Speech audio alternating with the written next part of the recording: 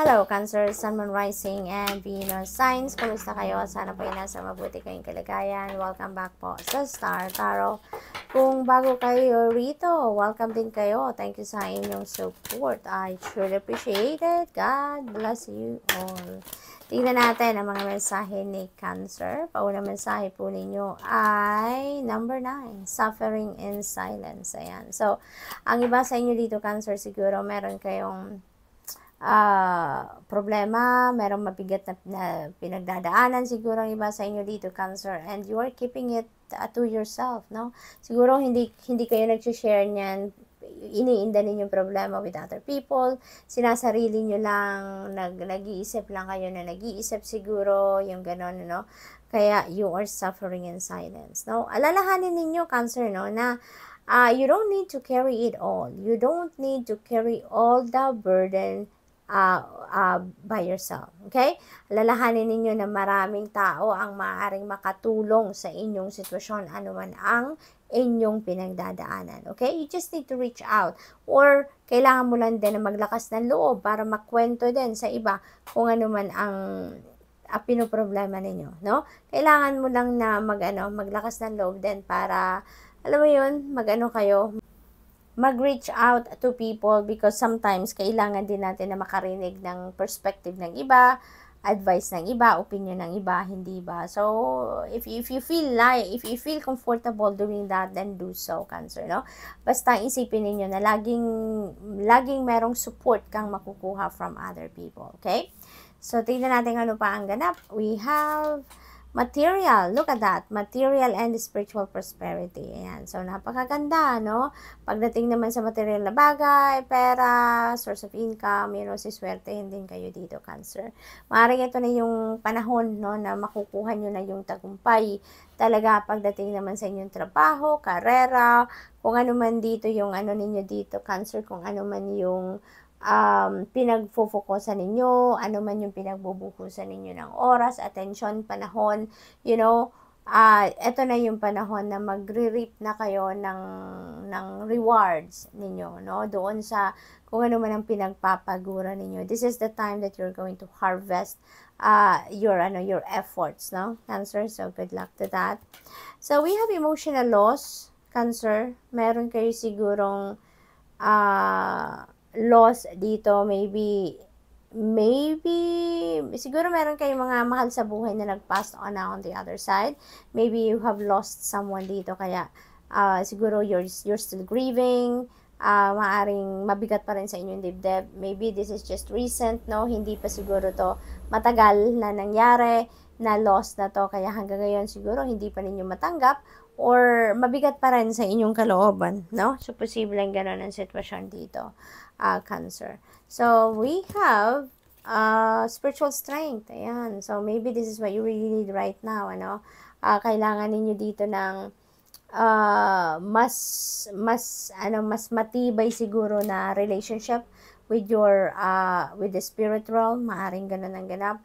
Or maybe ang iba sa inyo dito, kailangan ninyo dito ng spiritual strength nang sa gayon mas maintindihan ninyo ang mga nangyayari sa buhay ninyo, no? Yung mga situations sa buhay ninyo, anong mga klaseng pinagdadaanan ninyo sa buhay, tulad na lang nito na problema na yan. So, siguro kailangan ninyo na palakasin pa ang inyong spiritual side para mas makayanan ninyo kung ano man ang mga nangyayari sa buhay ninyo, mas maintindihan ninyo, you would be more you will understand more, no?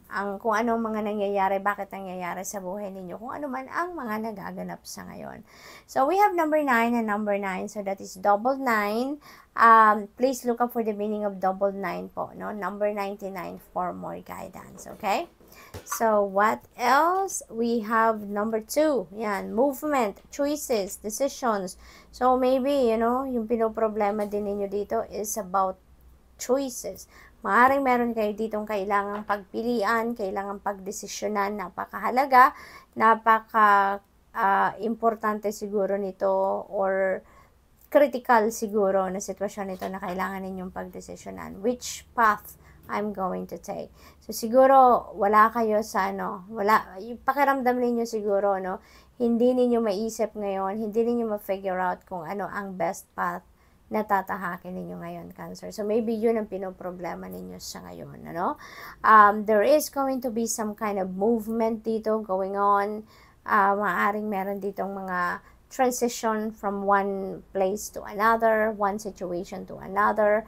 Maaring literal na movement din ito. Maaring meron ditong relocation ng iba sa inyo, or maaring kailangan ninyo dito na magdesisyon talaga kung saan kayo pupunta, no? Maaring may ganon ang ganap. May pinagpipilian kayo, may desisyon dito. Posible din ang desisyon na to kung mag-aasawa na kayo or hindi, kasi meron tayong dalawang ring, di ba? So, that could be about marriage then. Or, siguro, kung hindi man kayo magpapakasal, maaaring ang iba sa inyo dito ang kailangan ninyong pagdesisyonan if you're going to live together na. Diba? Or how you're going to do that. No? So, maaaring ganun ang sitwasyon. We have number 8. Ayan, positive movement forward. Beautiful. Ibig sabihin dito, Cancer, masusolusyonan ninyo. Kung ito yung pinoproblema ninyo dito, masusolusyonan nyo na yan. Kaya magkakaroon at kayo dito ng progress. Magkakaroon na kayo dito ng clear direction, ano, kung saan kayo papunta. Kasi, meron na tayong positive movement forward. Papunta na kayo kung saan kayo dapat. No, papunta na kayo kung saan ang sa tingin ninyo or pakiramdam ninyo dapat ninyong patunguhan na direction. So, this is good kasi finally magkakaroon kayo dito ng clarity, no? Ng enlightenment and clear direction of where you need to go. So, good luck, Cancer. That's all I have for you for today. Thank you for watching. Love and light. Namaste. Hello, Scorpio, Sun, Moon, Rising, and Venus signs. Kamusta kayo? Sana po nasa mabuti kayong kalagayan. Welcome back po sa Star Tarot. Kung bago kayo rito, welcome din kayo. Thank you sa inyong support. I truly appreciate it. God bless you all. Tignan natin ang mga mensahe ni Scorpio. O na mensahe po ninyo ay patience. Okay? So, practice patience. Yan ang panawagan sa inyo ngayon ng Spirit. Scorpio, huwag kayong magmadali, huwag kayong mag-rush.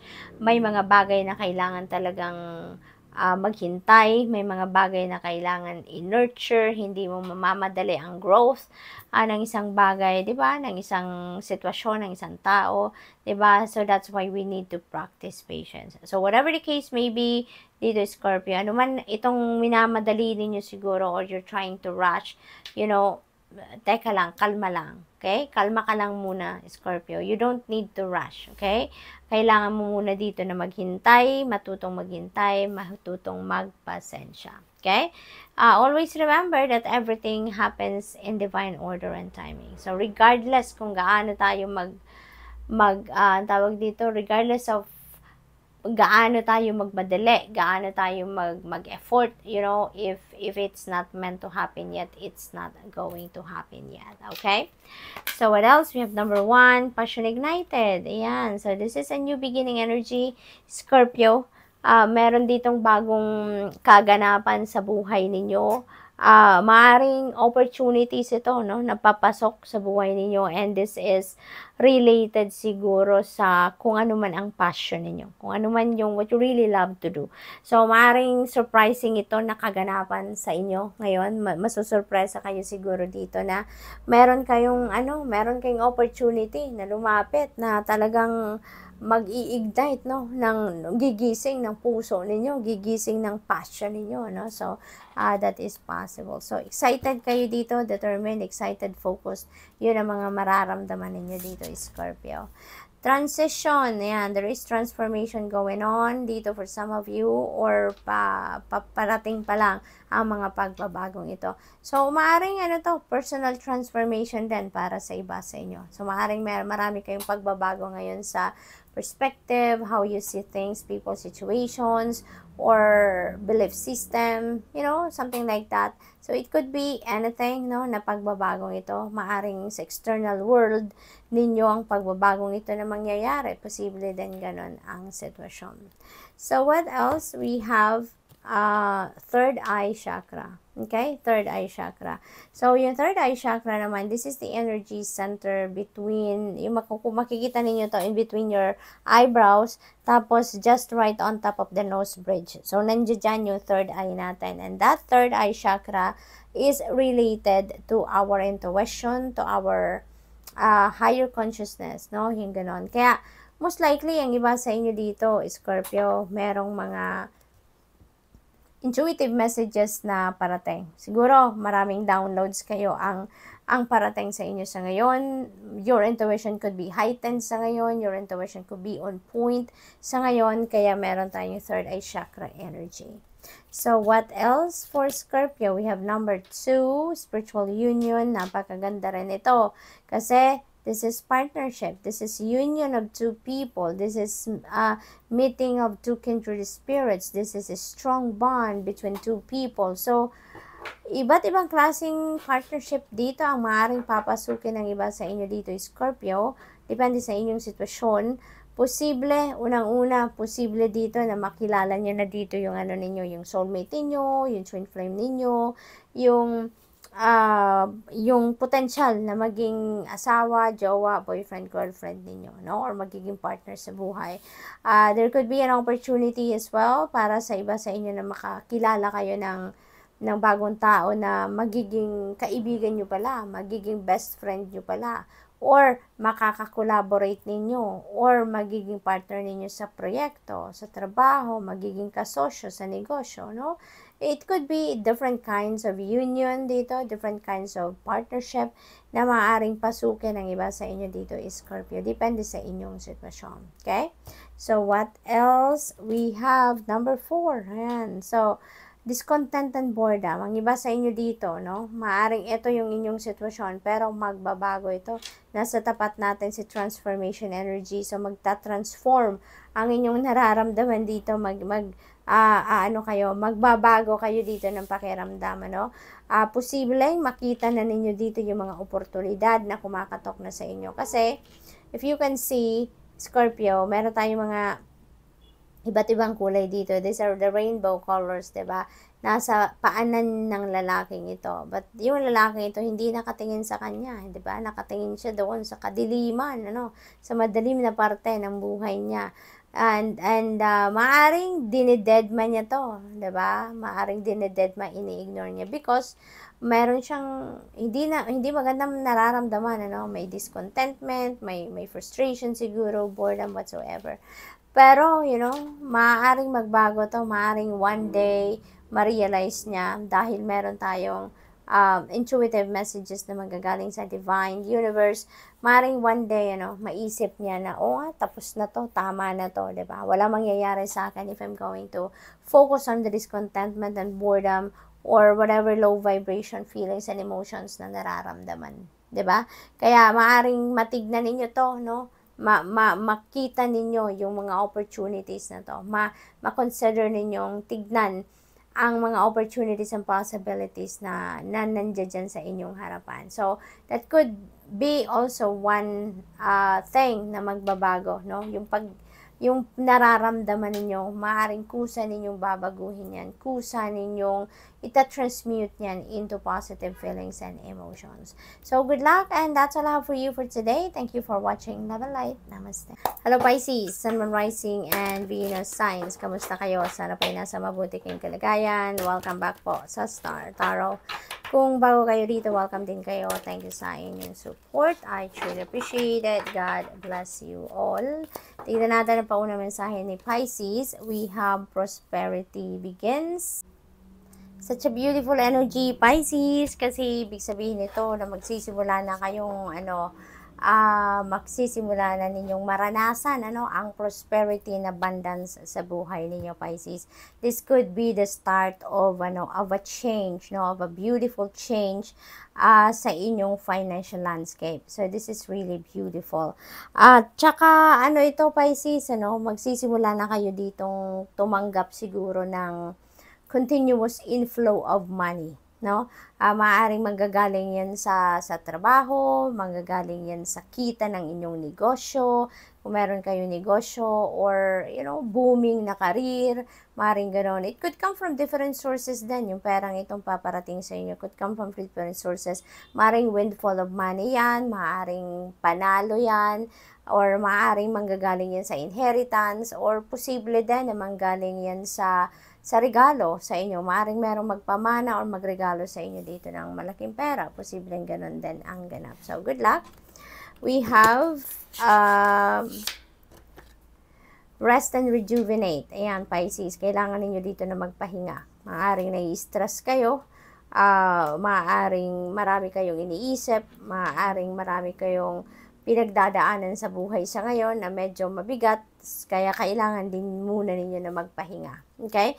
Mag-meditate kayo, yung lalaking ito naka-meditation mode, no, naka-meditation pose, kaya maaaring inibitahan kayo dito na mag-meditate kayo because meditation really bring answers, no? Kung meron kayong mga hindi naiintindihan, may mga tanong kayo na hindi ninyo na nasasagot pa. So, meditation could give you the answers that you are seeking, okay?